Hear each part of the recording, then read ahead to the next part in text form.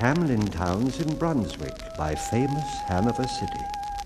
The River Weser, deep and wide, washes its wall on the southern side, and a pleasanter spot you never spied.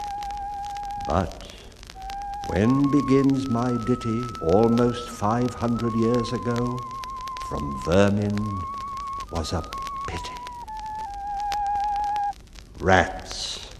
They fought the dogs and killed the cats and bit the babies in the cradles and ate the cheeses out of the vats and licked the soup from the cook's own ladles, split open the kegs of salted sprats, made nests inside men's Sunday hats, and even spoiled the women's chats by drowning their speaking with shrieking and squeaking in 50 different sharps and flats.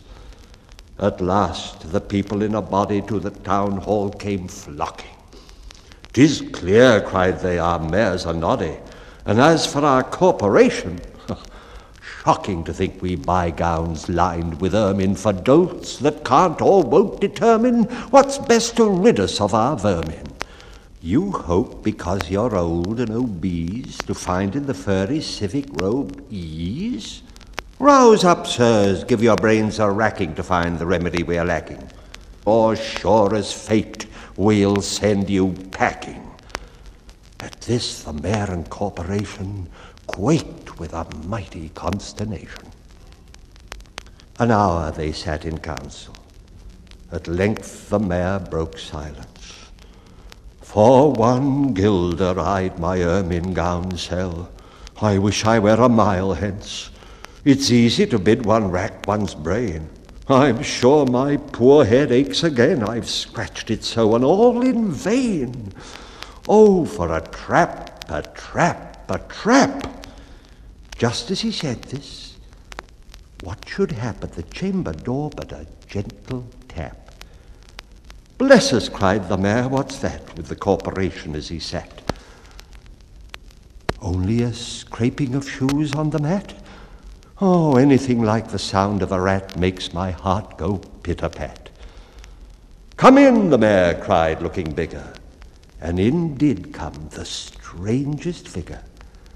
His queer long coat from heel to head was half of yellow and half of red, and he himself was tall and thin, with sharp blue eyes, each like a pin, and light loose hair, yet swarthy skin.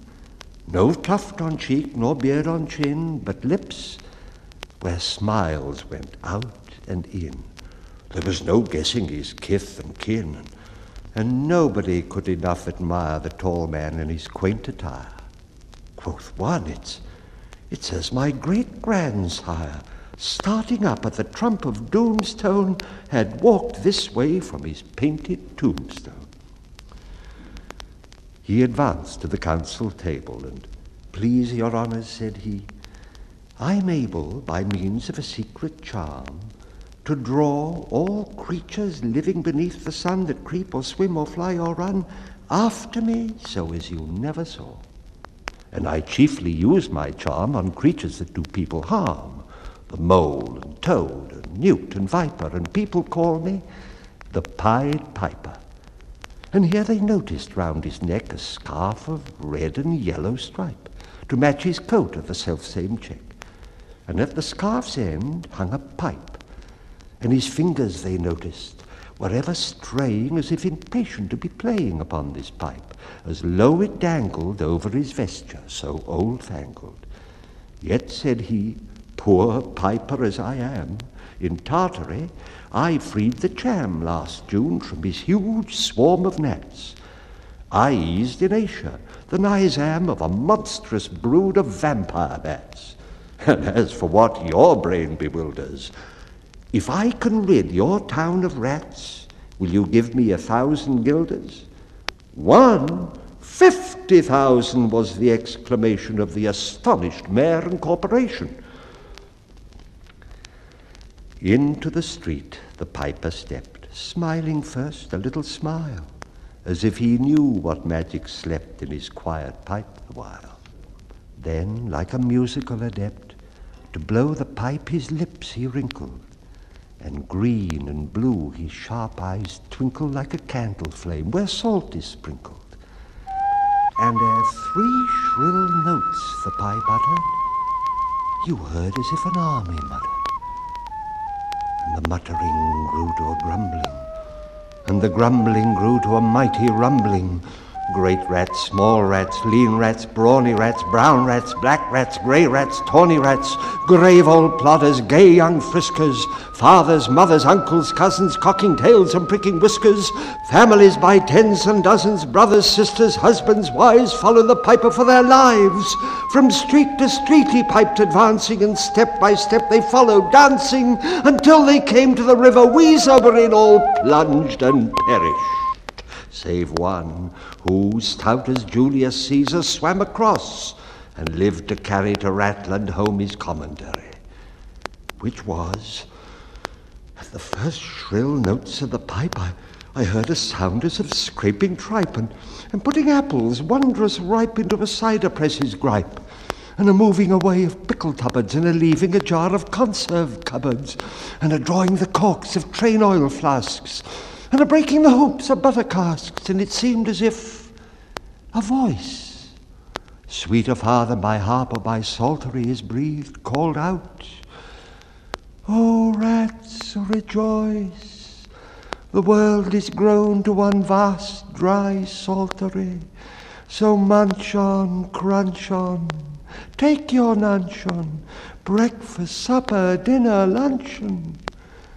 And just as a bulky shook a puncheon already staved, like a great sun shone glorious scarce an inch before me, just as methought it said, "Come, bore me," I found the Weser rolling o'er me. You should have heard the Hamlin people ringing the bells till they rocked the steeple. "Go," cried the mayor, "and get long poles. Poke out the nests and block up the holes. Consult with carpenters and builders, and leave in our town not even a trace of the rats," when suddenly up the face of the piper perked in the marketplace with a "First, if you please, my 1,000 guilders." 1,000 guilders? The mayor looked blue, so did the corporation too. For council dinners make rare havoc with claret, moselle, vin de grave, hock, and half the money would replenish their cellar's biggest butt with relish. To pay this sum to a wandering fellow with a gypsy coat of red and yellow? "Besides," quoth the mayor with a knowing wink, "our business was done at the river's brink. We saw with our eyes the vermin sink, and what's dead can't come to life, I think. So, friend, we're not the folks to shrink from the duty of giving you something for drink and a matter of money to put in your poke.